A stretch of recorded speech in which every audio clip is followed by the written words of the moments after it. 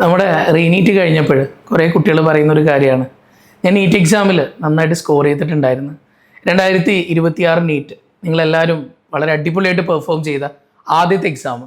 എനിക്ക് സത്യം പറഞ്ഞു കഴിഞ്ഞാൽ ഈ കഴിഞ്ഞ ദിവസങ്ങളിൽ ഏറ്റവും കൂടുതൽ വന്നേക്കുന്ന കോളുകൾ, അതായത് ഒരു എന്തിനു പറയണ 50-ന് മുകളിലോളം കോളുകൾ എനിക്ക് വന്നേക്കുന്നത്.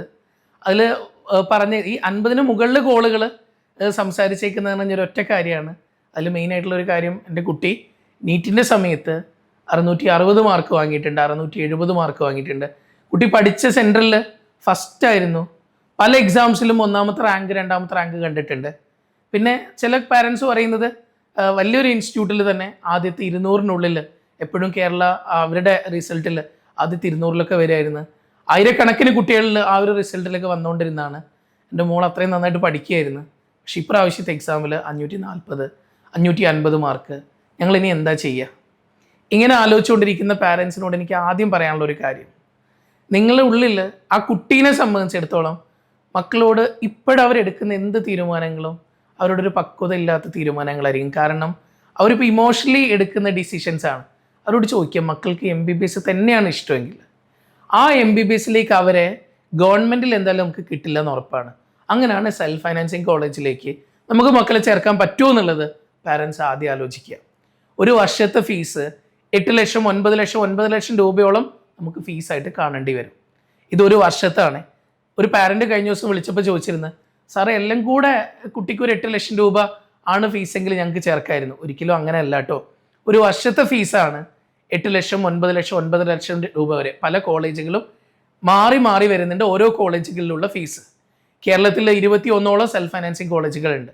ഇതിൽ ഓരോന്നിലും ഫീസുകളിൽ വ്യത്യാസങ്ങളുണ്ട്.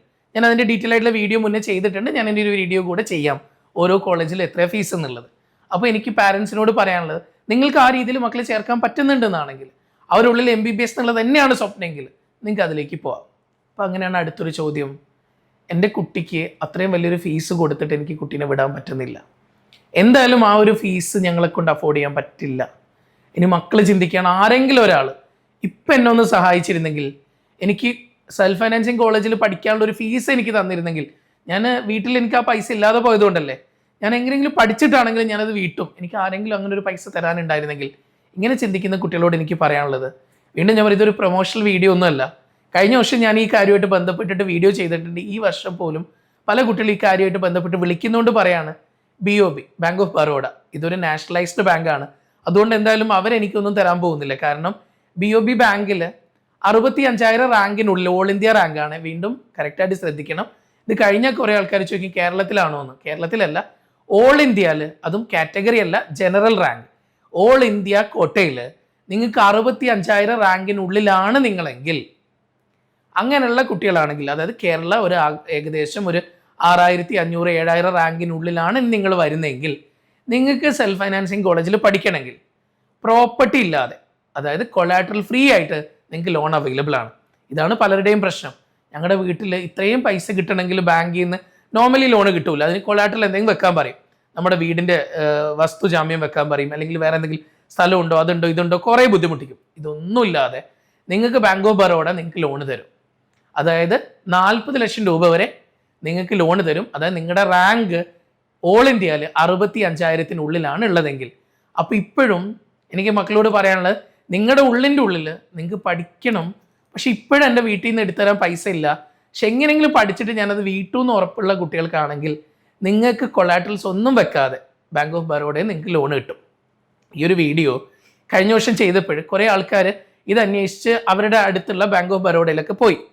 ചില BOBയിലുള്ള മാനേജേഴ്സ് ഇങ്ങനെ ഒരു ലോണേ ഇല്ല എന്ന് പറയും. കഴിഞ്ഞ വർഷം ആദ്യമായിട്ട് അവർക്ക് അങ്ങനെ ഒരു നോട്ടിഫിക്കേഷൻ വന്നത്. അപ്പോൾ എനിക്ക് വീഡിയോൻ്റെ താഴെ ഭയങ്കര തെറിവിളിക്കായിരുന്നു. അതായത് അനാവശ്യ കാര്യങ്ങൾ പറയണോ, നിങ്ങൾ പ്രൊമോഷന് വേണ്ടിയിട്ട് വീഡിയോ ചെയ്യാണോ, ഇതാന്നൊക്കെ പറഞ്ഞിട്ട്. എനിക്ക് ആദ്യം പറയാനുള്ള, ആരും എന്നെ തെറി വിളിക്കേണ്ട കേട്ടോ. ഞാനിത് മക്കൾക്ക് ഹെൽപ്പ് ആയിക്കോട്ടെ എന്ന് വിചാരിച്ചിട്ട് മാത്രമാണ് ഈ ഒരു വീഡിയോ ചെയ്യുന്നത്. നിങ്ങളുടെ ഇഷ്ടമാണ് ഇത് വേണോ വേണ്ടയോ എന്ന് തീരുമാനം എടുക്കുന്നത്. നിങ്ങൾക്ക് വേണമെങ്കിൽ ആ ഒരു ലോൺ എടുത്തിട്ട് മുന്നോട്ടേക്ക് കുട്ടിയുടെ ആഗ്രഹം നിറവേറ്റാം. ഇനി അതല്ല, ആ ലോൺ നിങ്ങൾക്ക് തീരെ പറ്റുന്നില്ല എന്നാണെങ്കിൽ നിങ്ങൾ എടുക്കണ്ട. എല്ലാ ബ്രാഞ്ചിലും അത് തരണം എന്നുള്ള നിർബന്ധമാണ്. നിങ്ങളുടെ റാങ്ക് അത്ര ഉണ്ടെങ്കിൽ നിങ്ങളുടെ, അല്ലാതെ നിങ്ങൾക്ക് അത് റീപേ ചെയ്യാനുള്ള കപ്പാസിറ്റി കാര്യങ്ങളൊന്നും ബാങ്ക് നോക്കണ്ട. നിങ്ങൾ പഠിക്കാൻ പോകുന്നത് MBBSനാണ്. നിങ്ങൾ വാങ്ങിച്ചേക്കുന്ന റാങ്ക്, ആ റാങ്കിൻ്റെ ബേസിലാണ് നിങ്ങൾക്ക് അത്രയും നന്നായിട്ട് മെഡിക്കലായിട്ട് പഠിക്കുന്ന കുട്ടിക്ക് തരുന്ന ഒരു അംഗീകാരം തന്നെയാണ് ബാങ്കിൻ്റെ സൈഡിൽ നിന്ന് അങ്ങനെ ഒരു ലോണ്. അപ്പം അതിന് വേറെ കൊളാറ്ററൽ ഒന്നും വേണ്ട. നിങ്ങൾക്കത് തിരിച്ചടയ്ക്കാൻ പറ്റുമെന്നുള്ള വിശ്വാസം, കാരണം നിങ്ങൾ ആവാൻ പോകുന്നത് നല്ലൊരു ഡോക്ടറാണ്, സമൂഹത്തിൽ വലിയൊരു ഡോക്ടറായിട്ട് വരാൻ പോവുകയാണ്. അതാണ് ബാങ്കിൻ്റെ വിശ്വാസം. ആ നിങ്ങളുടെ അക്കൗണ്ട് കിട്ടണം എന്നുള്ള ധാരണയോട് കൂടിയാണ് ബാങ്ക് എന്തായാലും നിങ്ങൾക്ക് ഈ ഒരു എഡ്യൂക്കേഷൻ ലോണ് പ്രൊവൈഡ് ചെയ്യുന്നത്. അപ്പോൾ മക്കൾക്ക് ആർക്കെങ്കിലും അങ്ങനെ പഠിക്കണം എന്നുണ്ടെന്നാണെങ്കിൽ നിങ്ങൾക്ക് ഉറപ്പായിട്ടും ഈ രീതിയിലുള്ള ലോൺ ഫെസിലിറ്റി ഉപയോഗപ്പെടുത്തിക്കൊണ്ട് പോവാം. നിങ്ങൾക്ക് ആർക്കെങ്കിലും ഇതിൻ്റെ ഡീറ്റെയിൽ, ഇതിൻ്റെ സർക്കുലറോ കാര്യമോ വേണമെന്നാണെങ്കിൽ എൻ്റെ നമ്പർ, വാട്സപ്പ് നമ്പർ ഞാൻ ഇതിൽ അറ്റാച്ച് ചെയ്ത് തന്നിട്ടുണ്ട്. നിങ്ങൾക്ക് ഈ വാട്സപ്പ് നമ്പറിലേക്ക് നിങ്ങൾ മെസ്സേജ് അയച്ചു കഴിഞ്ഞാൽ ഞാൻ ഇതിൻ്റെ ഡീറ്റെയിൽ സർക്കുലർ നിങ്ങൾക്ക് അയച്ചു തരുന്നതായിരിക്കും. അപ്പം എനിക്ക് മെസ്സേജ് അയച്ചിട്ടാൽ മതി, ഞാൻ ഉറപ്പായിട്ടും സർക്കുലർ അയച്ചു തരാം. ഇനി ഏതെങ്കിലും ബ്രാഞ്ചിൽ നിങ്ങൾ പോയിട്ട് നിങ്ങൾക്ക് എന്തെങ്കിലും ബുദ്ധിമുട്ടുണ്ടായി അവരിത് തരില്ല എന്നങ്ങ് പറയുകയാണെങ്കിൽ നിങ്ങൾ ആ മാനേജറോടൊന്ന് പറയാം, എനിക്കൊരു വൈറ്റ് പേപ്പറിൽ ഒന്ന് എഴുതിയിട്ട് തരാമോ, നിങ്ങൾക്ക് എന്താണ് എനിക്ക് ആ ലോണ് തരാൻ ബുദ്ധിമുട്ട്, നിങ്ങളൊന്ന് എഴുതി തരാമോ. ആരും അത് എഴുതി തരാൻ നിൽക്കില്ല. ഇനി ആരെങ്കിലും അങ്ങനെ റിജക്ഷൻ പറഞ്ഞിട്ടുണ്ടെന്നാണ് മക്കൾ എൻ്റെ നമ്പറിലേക്ക് എനിക്കൊന്ന് വാട്സപ്പിലൊന്ന് മെസ്സേജ് ഇടണം. അതിന് വേണ്ട രീതിയിൽ നമുക്കതിനെ സോൾവ് ചെയ്യാൻ പറ്റുന്ന രീതിയിൽ നിങ്ങളെ ഞാൻ ഹെൽപ്പ് ചെയ്തേക്കാം. ഓക്കെ. ഇനി അടുത്തൊരു കാര്യം, നമുക്ക് സെൽഫ് ഫൈനാൻസിങ് കോളേജിലേക്ക് ഇതുപോലെ പോകാൻ നമുക്ക് ഇതുപോലുള്ള ലോണും അവസരങ്ങളും ഉണ്ട്.